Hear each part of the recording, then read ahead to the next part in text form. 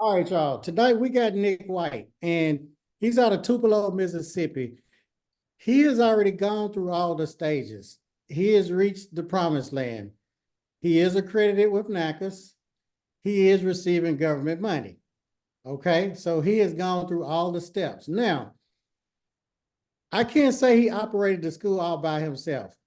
He did do a lot of the physical work as far as teaching the students, but he does have a secret weapon. Nick is a genius because, see, a genius is someone that partners with somebody that's smarter than him. So his sidekick, his queen, his woman of God, Miss Candace. So I give her all the credit because Candace did that paperwork. Nick did do the physical work, but I got to give Candace the credit, and I'm sure he's going to give it to her too. I never forget Nick when I first met him. Nick came to my house. He's one of the few that came. We talked, we had fun. Yep, Then he joined the program. He pulled out a cashier's check.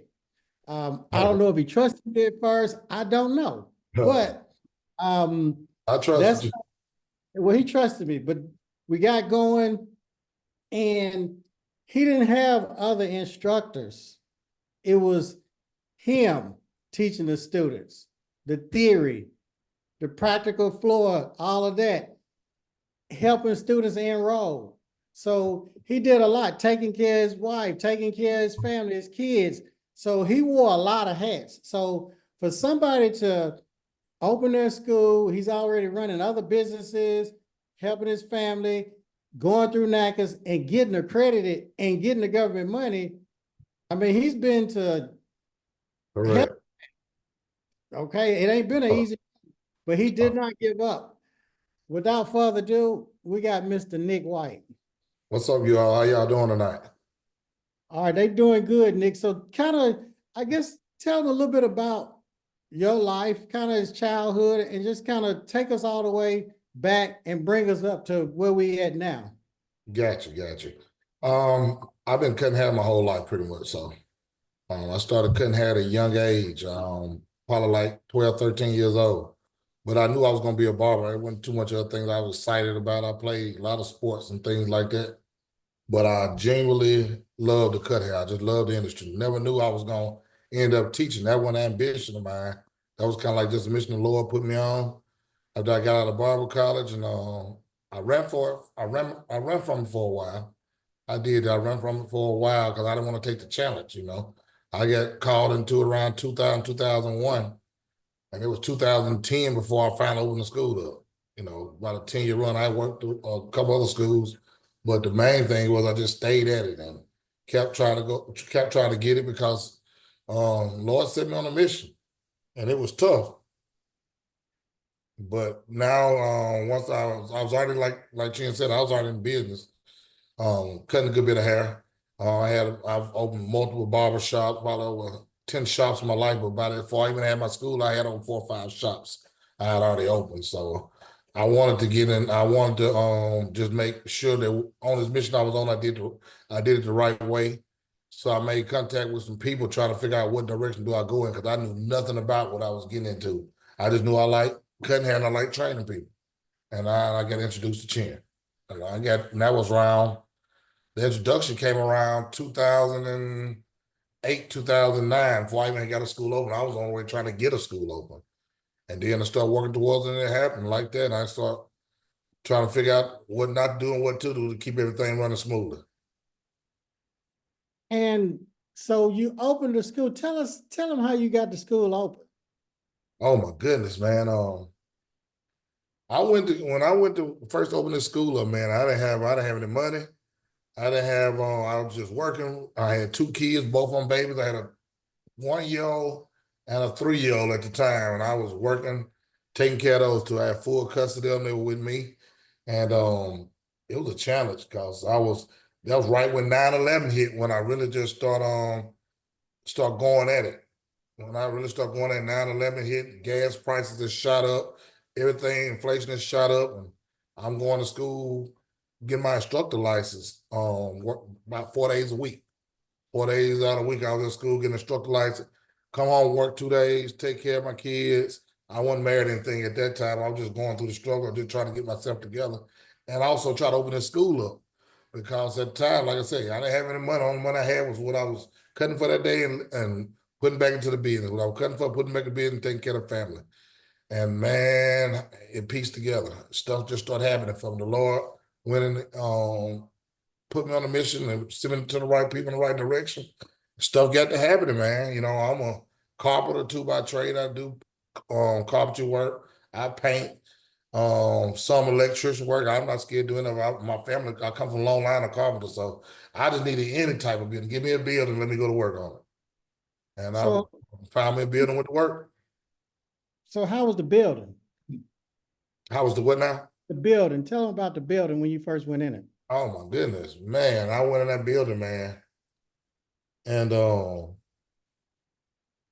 when I went in the building, it was why it was it used to be a radio station, and when I walked in the building, there was wires hanging through every square. All it was like 20 to 2,300 square feet, maybe 2,500 square feet of wire just hanging out the ceiling. Every room you walk in, I don't know what they did, and I had to go in and first find an electrician to try to figure out what wires are hanging or whatnot. And I'm telling you the truth here, the whole entire time we worked on that building, getting it open, we worked on it with no lights on. We worked on it with no lights on. We went in the daytime while the lights shine through the windows, and we were extension cords from down the sidewalk from other buildings just to shine lights on. Because at the time I couldn't even afford to cut the lights on. I just could afford to get the building. So we worked in and with no lights on, but until almost the first 3 months, guys, I got the building around March the 10th, 2010, and it was probably June before we got the lights on. All I had was money to pour into the building and do what we could do. We even painted in the dark. So we painted the color we do, we couldn't mess up. Yeah, crazy, man. Yeah, it was a crazy mission getting that school open, man, and working with nothing, man. And started working side jobs, cutting hair. If I had to lay some sheetrock someday when I wanted to cut hair, I gotta do some of that too. Get the money to get open. So tell us about the day of inspection. Oh man! So when the school finally, by the time I got to school open, then I'm gonna tell you the funniest thing I've seen in my life. And I tell this, and people don't believe it. And I in June we hired a guy, and I was ready to go get the lights cut on that week. I was gonna go get the lights cut on that week. We hired a guy on that Monday, and he walked in, and he didn't know that the lights went on, and he walked in and hit the light switch, and the lights came on. The whole entire time the lights was on the building, we never turned the switch because I knew I didn't pay to get them cut on, so I didn't know they was on. 2.5 months working in the heat, lights off in the building. 2.5 to 3 months we worked and never tried to hit the light switch. That's crazy. That's the honest to God truth, though. Hmm. Now, what was the question you asked me? I said, tell them about the day of inspection. Day of inspection. So the day of inspection, getting my barber college open. Yes. Oh man, day of inspection. I had some good people at the time. We had a good board that we were working with at the time on here. And when the board came in, I didn't have really a big problem. I came in, I had everything laid out. I mean, any of my schools, I make sure I try to lay them all the way out, man. Because like I said, I'm a carpenter by trade, so I try to add a lot of creativity to it. I had it laid out. I had some nice chairs that I collected up on. I had a lot of equipment given to me, so I had it laid out. The inspection went real smooth in Mississippi. I don't know about other states, but my inspection at the time when I opened went real smooth. They just wanted the basic necessity that they asked for in the dialogue that they gave us. When they mailed me out the inspection sheet, as long as I had what I needed on the inspection sheet, it was good. So you got inspected, then what? Was it a student? Did you get Okay, a so I student? got inspected, but at the time, I had 6 students that had signed up before the inspection. They told me to just go ahead and open up, and we're gonna send you a date what day we're coming out to inspect it. So I had 6 students in there that I showed to school to. I walked around, showed them school, and I didn't have no equipment in there. I didn't have office equipment. I had an office desk and a folding chair. And I had no other equipment in the whole school. I was just showing people where things were gonna be at. Once I get this, I'm gonna put this there. Once I get that, I'm gonna put that there. And it was just a vision. The school's a vision. I sold it to the first 6 students off a vision. And by the time 2 weeks later, when they came back through 2 weeks to 3 weeks later, when they come back for the first day of school, I had the place furnished. Mm. Yeah. Now, what about clients cutting hair? How did you get the clients to come in? Well, Lord bless me with a clientele that won't stop. That's why I got the shops I got now, Chin. When it comes to the barber industry, it's just been a blessing to me since the day I started cutting hair. I never went without clients, nowhere. That's just a blessing that comes on this. When I took on this field of barbering, I was born a barber. I was meant to be a barber. I didn't stumble upon this. I didn't get lucky and learned the trade and took up with it. This is what I was born to do. So from day one, my daughter's 18 years old. She's at my college now, and the blessings falling right over on her. She have no problem with clients, man. We get multiple clients. My shop get multiple clients. So that wasn't a problem. From day one, I had clients. Lord bless me to have 2 daycares right beside me in the same complex. One on one end and one down right about 4 or 5 doors down from it. So I got 2 daycares. Okay, so now you run the school. When you got the school open, what did the people down in Mississippi say? Because that's Oh, goodness. um that's not normal. No, and I'm telling you something that was crazy, and I didn't even know getting into it because it's like I said, this wasn't my mission; it was the Lord mission, and I was just staying faithful and following what He told me to do. And when I opened this school up, I didn't have a clue of what to do. Not really. I taught in the school before the business side of it, I really didn't know much about it, but they gave a lot of hate, man. You know, because um, they expected the cat as young as me to go in and open the school up. And at the time, I was the youngest barber school owner in the state of Mississippi. And I went in and I opened up, and there was 2 schools with one maybe about 70, 80 miles one direction, another school about 60 miles another direction, and one in the 60 miles the opposite direction. In West Point, Mississippi, who I worked for up under Mr. Perry Gibson for a while. And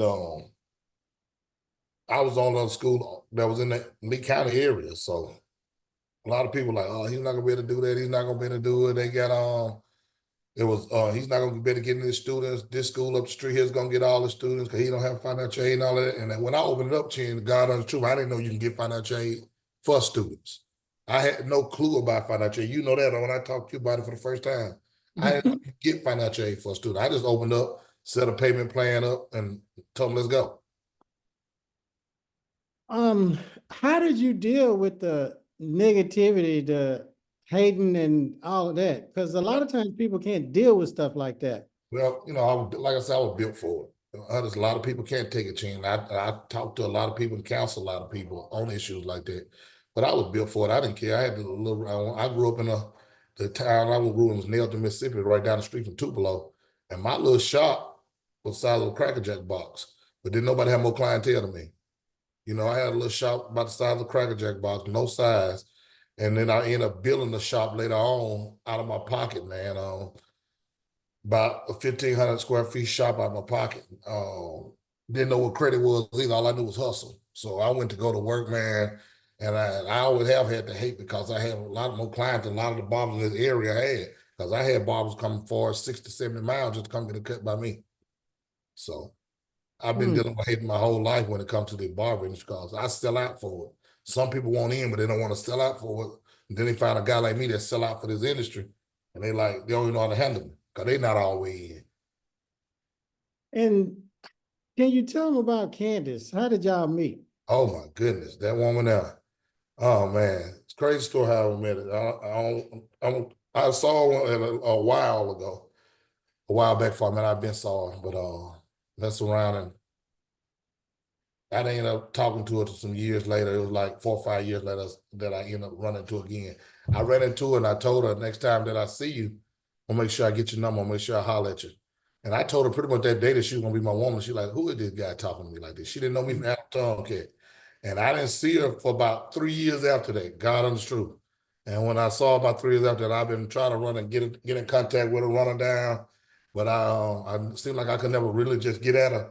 And then I found out where she worked at. I found out who her people was, and it was like a wrap after that. And I started, matter of fact, I met her 2 months before I opened the school up. So she was there. Candace been at the school like since the day it opens. 2 months before I met her, I opened the school up, and after that, the rest is history, pretty much, man. But I had been out of for a while. Okay. Go ahead. And like I say, Candace go to work. Candace go in, she don't play period. But with me and nobody else in the whole entire building. When she comes in there, she pretty much checks everybody. Like if Candace walk in, everybody get to attention. They wasn't doing something they supposed to be doing, they get at it. And that's at the barber shop too. My barbers still walk in, they get about the chair to get to sweeping, to get to doing something. Just the presence she bring in the building when she walk in. Mm-hmm. You know that to be true, don't you, Chin? 100% true. A lot of these women are like that. And I needed that though. See, that was the structure that I really needed too, Chin, because she's super smart. You know, my wife can do anything she want to do. And she came in and decided to go to help me go to work in the school. And it didn't take off till she got on board really. I was moving, but I wasn't moving. And when this accreditation thing came about, I seen the pile of paperwork they passed along to you with it. I knew I couldn't do it by myself. And she came in and took a hold to it, man. And hey, we had some crazy nights, but we got it done. She run through the paperwork. You give her the ball, she run it. Just tell her which way to run. Now, when we met Nick, tell him about that. How has it been since you and I have met? Oh my goodness, man. She was a lifesaver, and everybody, and like that to everybody that I know around her, man. She was a lifesaver because, like I said, I didn't know anything. My partner of mine told me that he knew a guy, my partner Brad Lott, told me he knew a guy he wanted to introduce me to, and he's gonna help me get this accreditation because like when I found out what accreditation was, I went to my first conference. And man, it was like hearing Chinese. I'm like, what? I'm like, I don't even know what this language is they're talking about. I ain't have a clue. And everything that I could mess up, I jacked up. And I go there, I was telling Chief, like, Chief, I done messed a lot of stuff up, man. I don't even know where to start at fixing it. He's like, Nick, we just got to do it all over. He said, follow what I tell you to do. We just do it over. It's going to seem like a lot. He said, but we can get it done. And he passed me the ball and I passed the Candace. So can you tell them kind of, I guess your inspections with NACCAS? The ISS, that Hold on, Chief. We had a lot of stuff came for inspection came. We had just paperwork had to be submitted in that had to be okay before we can get to an inspection. We had ISS to turn in. We had how's the ISS? oh, the ISS was a beast. The ISS, man. Until you get over the hurdle of doing ISS and then having to redo it for the second time and look back at it, then you get an understanding for it, really. Because the ISS is a lot to take in. It's the policies, learning. And I tell anybody, if you want to try to get a school, you need to go to some conferences first to find out what those accreditation agencies are asking you for, but you commit yourself to something you might not be ready for. It's one thing to say you want a school, but if you want to get a school and get federal funding, you need to go to a conference before you spend a dime or anything, because I can tell you before my accreditation came into play, just trying to keep the school up and running and to get to the point to get the accreditation all the way up to now, man, it's don't tell how much money been spent. You know what I'm saying? I told my wife, we just sit back just get into the numbers. We got up to a couple 100,000. She's like, leave it alone, Nick. Just coming in and getting it done, man, from day one, messing stuff up, going in paying the different fees, and something not right, you're getting fined, and then you got to redo it over, and then we met Ching, and Ching was like, boom, nah, you going the wrong way, just let me do it. And that's when you came in and you got to show us how to submit this and how to upload this and when to do this and what they're looking for. That's when the change comes, because right there we just spinning the wheel. Because I went to two conferences before I got a chance to meet you, Ching. Yeah. Do you recommend people to try to do this themselves? Chin, I have met a couple guys, I'm not gonna call anybody name. And they was like if they did it themselves, then come some years later, find out they knew you. You know what I'm saying? So they were really with you at the time. They didn't want to give you the credit. And it was years later, after they had sold the store, how they did it all by themselves, me and my wife, and we sat down, we did this, and that. And then maybe 4 or 5 years down the road, I figured out that they had been up under you too. But it's just like night and day. Once you get somebody to know what they're doing, I recommend that you do get somebody to counsel you through this thing. I spend the money over again now. I spend it all over again now just to get the right counseling, to be put the right people to help you move in the direct house. Like I said, you can't mistake movement for progress. And you can be running in place and not going anywhere. So when you got Yo, you want to tell them about your inspections with NACCAS? Oh man, yeah, we can talk about that, man. That was, Chin, like I know that that's that day there, man, is like pins and needles. And you got your stuff right, you've been over your paperwork and you don't win and turn this in, that in. Now you gotta, and then the thing about it, you gotta make sure you're doing what you say you're doing. That's the main thing. They say that through the whole conference. Make sure you're doing what you say you're doing. That's the only thing they're looking for. But and if you're not doing it, don't say you're doing it. If you ain't got this room here, you don't have this done this way, or you're not doing it a certain way or a certain time. Cause they break it down to the time. And you say this is at 7:15, or this going on at 3:22, 3:22. You need to be trying to do it. If you whatever your policies say, you got to stick to it. So the day that they come to the school, I had everything there. But the good thing about it was a blessing to me now. And I tell anybody, COVID was a blessing to some and a curse to others. COVID was a blessing to me because when COVID come in, I just had a child. I was tired. I was worn out, and I got my first inspection in the process while COVID was going on, and they wasn't inspecting as hard. I got one person to come out versus the team coming out. So when that one person came out, everything was in place. And then if I didn't have, you change, and I had you right there on speed dial. And heck, you might have been on hold the whole time. I don't know, but I know if something was out of place, I call you like, Nick, okay, I'm sitting in there now. We're sitting this over now. Like, well, you need to have this too. And if I didn't have it, I'd get back on the phone to call you again. But it wasn't too much stuff we didn't have, was it, Chad? No, it wasn't. You was ready. Yeah, we were ready for the inspection. And like I say, we're doing COVID. Nobody wanted to be too close. I was in the heart of COVID. Nobody wanted to be too close to you. So the lady was real standoffish, real nice lady. But we had our stuff intact. And I'm gonna tell you what, I got one limitation, and it was so simple. I got two limitations when I first came out, and it was simple as I didn't have a box on the application for them to check whether it was going to barbering, instructor, crossover, what program to check out the program. I didn't have a box for that for them to check it off. And one young lady that was going to my school, and I know it's just like it's so crazy. She didn't have a copy of her driver license in a folder. I was set two limitations at that time, but that was still fine. We still got the accreditation. Now, God, that was something to fix other than checking of the box.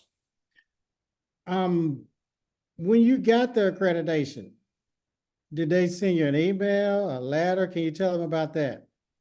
So when we got the accreditation, they let us know that we had passed what we need to pass with limitation, and gave us like a 3-month period to correct it, send it back in, and then we got a phone call first, and then a letter come in, and the letter come in and let us know that we had got accreditation. Then we had to wait a little while for my audits. We had to go to get some audits, but they send you that seal to come in, and they had to go along and to get the audit done as long with the inspection. So the inspection, even though we passed the inspection with two limitations, your financial audit had to be up part 2, and they did the financial audit, went through that paperwork, and by the time they finished that paperwork, we went through and passed.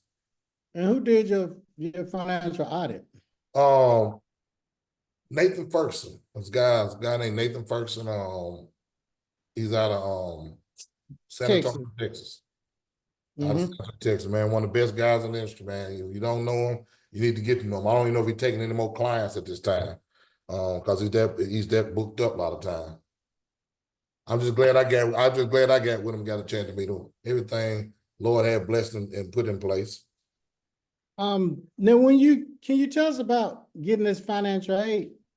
That's another ball game. So the race ain't over once you get your accreditation. That's a small part of it. You get the accreditation, yeah, you over the hump, but now you got to deal with the bullies in the game. You're gonna deal with your DOE and getting them situated. Because DOE gonna be DOE. They said after COVID, everything just slowed down. It did. Telling me that these 90 days. Yep, it used to be 90 days. Yeah, shoot. Once I get my accreditation, it was a year and a half later almost. They've gotten better. Later before I was able to start receiving some money. Because it's about a year process. You can turn the paperwork, everything they ask in to DOE. And it was 4 months before I heard back from them, 5 months before I heard back from them, telling me something I need to change. And I change it. Then another 4 months go by before you hear back from them again. and you might have to change something else. So it took almost, I know, 1 whole year after getting accreditation. And then after that year, now we got to go deal with other different companies we got to deal with to get things set up if you're doing student loans and all that to that nature. So it's another 4 months on to that. So almost a year and a half after we got accreditation before we was able to Yeah. use. And that was after COVID, because after COVID, everything Yep. messed up, and I think they've Everything was now left. implemented a new system. So they said they're getting better now though, because they implemented a whole new system. But I Yes, remember. they have. They did. DOE went ahead Uh-huh. with a new system. That system right now is kind of with them changing a lot of federal right now with the FAFSA and the federal government changed a lot of their rules and regulations, which just came in this year. The first time they had this change in almost 20 years, from what I'm hearing. Um, FAFSA made a big change, DOE made some big changes, and right now, to be honest, nobody's on the same page with each other because then you got a whole entire new booklet been implemented. And this company might say, well, that's on you on songs, you need to call them. Then they come and say, well, if they supposed to be doing that, you need to call them back. And it's something like that, trying to figure out pretty much the chain of command of how things go. And like it's a whole new system they're learning. Okay, now did you hire a third party company like to assist you with the I had financial? the second part and the third part. I ended up going with my second part. I went up going with a company named Smart. Mm-hmm. Started with them and they was good. It's several of them you can go with, but I ended up going with Smart. I like the guy Andy when he came out and we conversated, I decided to go with him. And then in my third part, I went with a company called Being Boston Educational Network out of New Hampshire. Okay, now the third party servicer company, that's a company that processes your financial aid. They process and award. They're awarded and they're processed. They do both. Okay, can you tell them why it's important for you to hire an outside company to run your financial aid instead of you doing it? Chin, I'm gonna tell you what seeing what I've seen. I wouldn't even start to try to do it. If I can cut a check to somebody to do it, hey, get the check because like I say, the new system that they just put in, this is the first time they've changed the system in 20 years almost. So reading the ISAs and things like that, you'll get used to hearing them type words that they got to go in. Once you send the FAFSA in, the ISA coming on them, they got to read it, understand the language, the codes, kind of like coding, getting the codes right, putting the codes in the federal government, making the codes work out, getting it approved, going through the paperwork, going back, reading the past history of the school and education of student loans and grants and checking to see all that. I definitely wouldn't do it, Jen. You definitely have to pay me. I have to pay for that third party. Not something I want to take on. Teaching is enough. Right. We I got never enough did companies that. to sign into, Jen. By the time you report back to 5, 6, 7 people, that thing you want to do is go try to figure out how to draw the money down. Exactly. So you recommended everybody hires an outside company to do all that work Everybody. for them. Our outside company. Make sure. That's what I mean. I suggest everybody do. I don't know. Maybe with one person that might process their own money. But out of everybody I know in the schools, they got a third party. Just too much try to take on. I totally agree. I never did that myself. We always had a outside company. That's a lot of stuff to put in. That's a lot of stuff to put in the gym. A whole lot. You'd be crazy to do that. It'd be Anybody crazy. does that.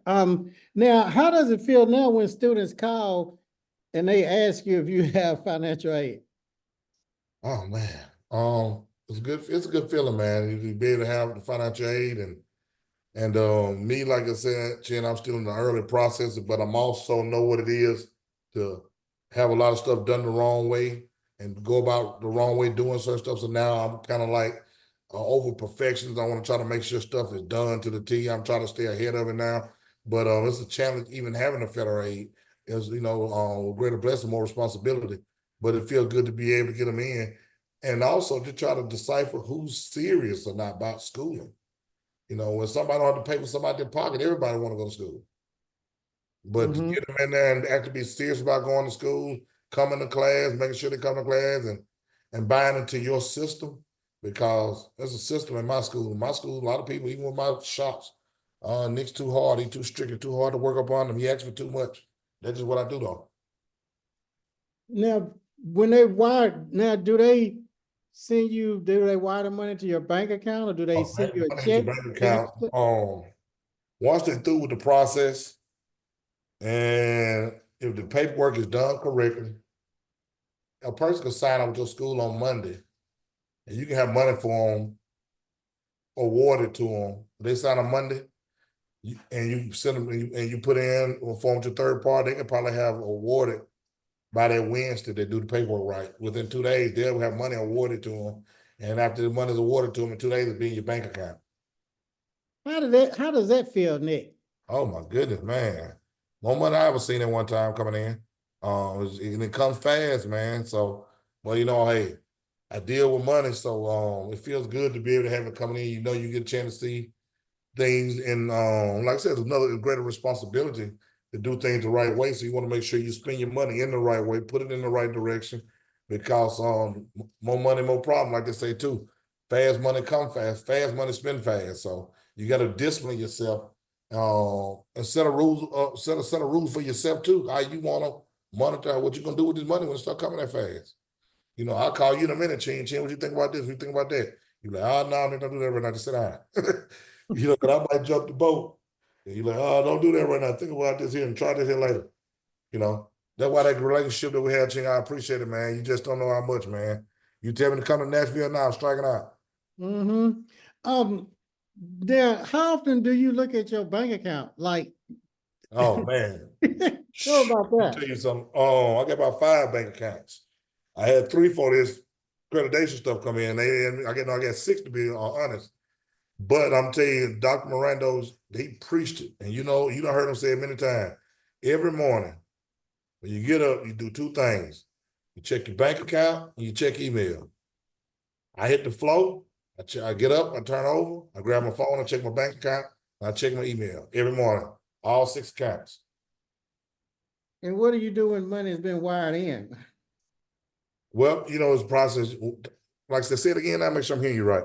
When you receive money and you see that, because like when a student has joined, the money's been awarded, and then they wire money, like you wake up and you see money in your bank account. Oh, man. Man, let me tell you something right now. I haven't had the biggest enrollment I had since I've had the accreditation. Ching, I ain't even a year in receiving money. I ain't been receiving money but since probably about December.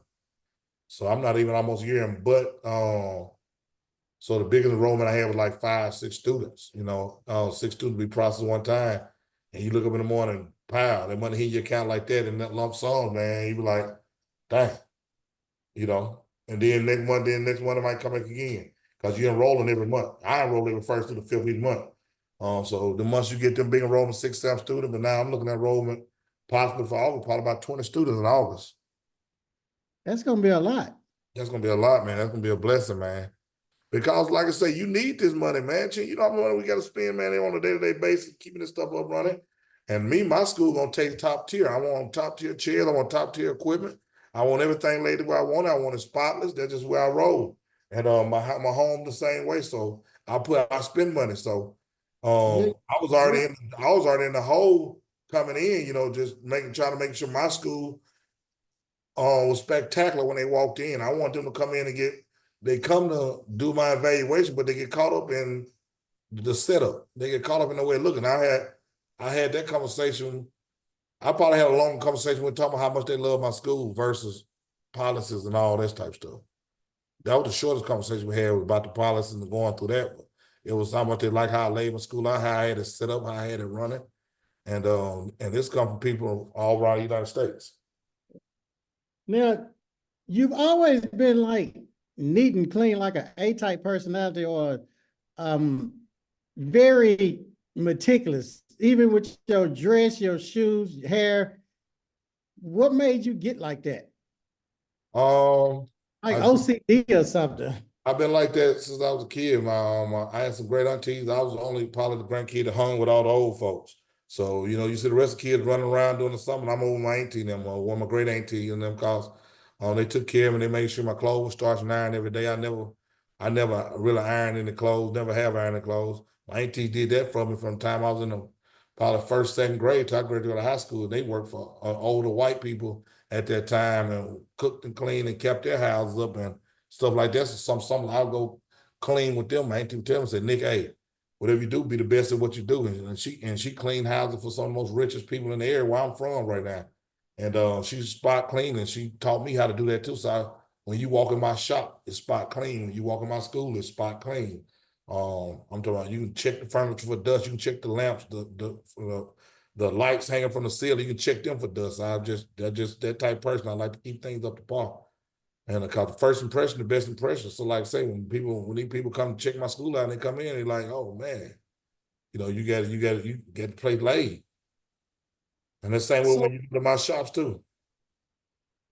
what would you tell somebody that's thinking about opening a school? There may be a barber, stylist, nail tech, esthetician, but they working in a shop or got a salon suite, but they dream is to have a school. Oh, I'll tell you what, do the But they may homework. be kind of scared, or I Do the don't know. homework. Do the homework first. If the plan's secure, the bag's secure. Do the homework.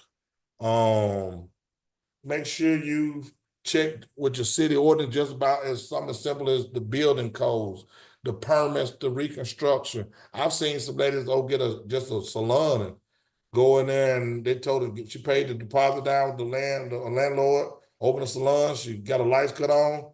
She went in there, went to work. She went to running plumbing and stuff in there to get the bowls in. Then the building inspector come in and told her a whole other route she had to go. And she had already spent $7,000-8,000 and went the wrong direction. So find out what your codes are. Find out what it takes for these buildings to pass inspection.